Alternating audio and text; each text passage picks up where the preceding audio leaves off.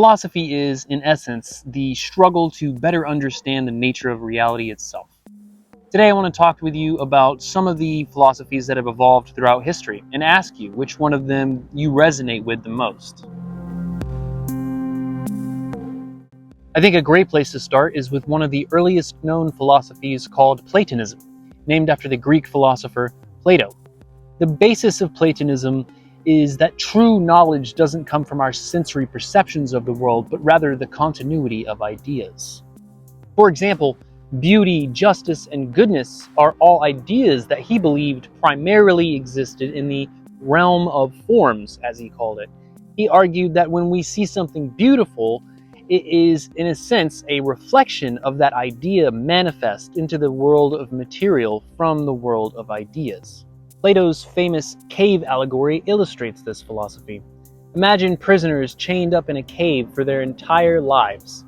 Behind them, a fire, casting shadows onto the wall in front of them. Having been chained up in the cave their entire lives, they mistook the shadows for reality. If one of the prisoners freed themselves and got outside, they would quickly realize that the shadows are not reality, and they would try and free the others. This is the idea of Platonism, to seek higher truths in order to free ourselves from illusions. No philosophy is without its criticisms. Platonism asserted that the realm of ideas, or the realm of forms, was separate and unchanging. And many critics argue that there is no proof of this, and it does not align with the ever-changing world that we observe. The philosophy of existentialism came about in the 19th and 20th centuries and focused on the nature of human existence, freedom, and the individual's search for meaning in an often absurd and chaotic world. It argues that human beings are condemned to freedom, that we have no choice but to make choices despite the uncertainty and anxiety that comes with them.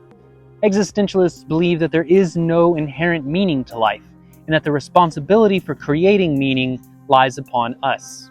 This philosophy encourages people to live authentically and to behave in alignment with their own values that they have chosen, as opposed to going along with societal expectations or any other external influences. Critics of existentialism claim that it can lead to nihilism and individualistic self-absorption. Additionally, critics claim that existentialism ignores the social and cultural context that shapes individual experiences. The philosophy of postmodernism emerged in the mid-20th century. It came about as a critique and a response to modernism, which posited that objective truth was rigid, unchanging, and discoverable. Postmodernism places an emphasis on subjective truth and rejects the idea that there's an overarching narrative that accounts for all perspective. It asserts that these grand narratives often are used to both control and legitimize power structures. An example of this would be history is written by the victor. Of course, whoever wins a war is going to paint their side of the story favorably, regardless of whether or not it takes everything into consideration. A core principle of postmodernism is called deconstruction, which involves analyzing texts, ideas, and cultural phenomena in search for contradictions. This challenges the idea of objective truth and exposes the multiplicity of interpretations that can be taken away from each. Critics say that postmodernism can lead to relativism and a rejection of objective truth, which can undermine the search for truth and meaningful discourse. They also say that the unbalanced focus on the deconstruction of ideas can result in a lack of their initial construction. Basically, too much out with the old and not enough in with the new.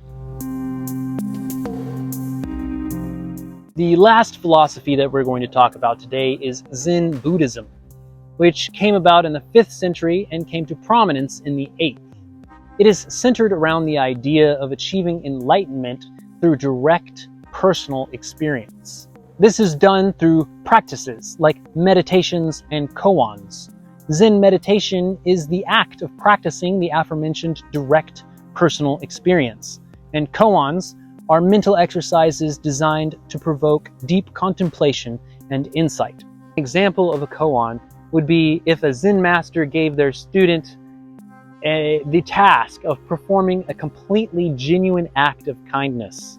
Is it even possible to do? Because if they complete the act of kindness, was it genuine or was it to complete the koan? Another fundamental in Zen Buddhism is the idea of non-duality, where the apparent separateness between self and other, subject and object, is ultimately illusory. Some criticisms of Zen Buddhism include the lack of clarity that can sometimes come with the idea of non-duality, and the elitism that can sometimes come as a result of practitioners believing that they have a special insight that others lack. So, based on these brief explanations of these four philosophies, did any of them resonate with you more than the others?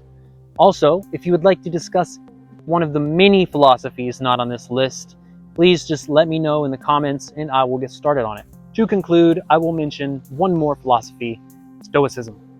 In Stoic philosophy, there's a practice known as memento mori, which is Latin for remembering death. It's a valuable practice, as doing so helps us to live our lives to the fullest. I hope you have a great rest of your day and or night, and I will catch you later. Bye-bye.